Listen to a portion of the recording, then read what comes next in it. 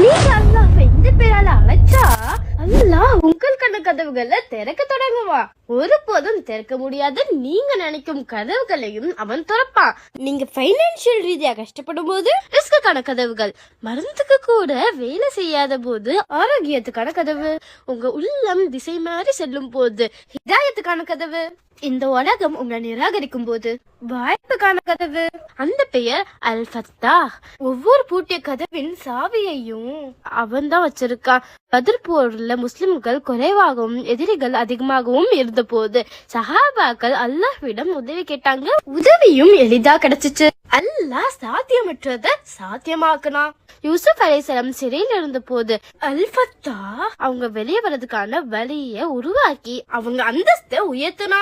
நீதி கிடைக்கும் போது தாமதம் ஏற்பட்ட அல்லாஹ் மறந்து விட்டான்னு அர்த்தம் இல்ல.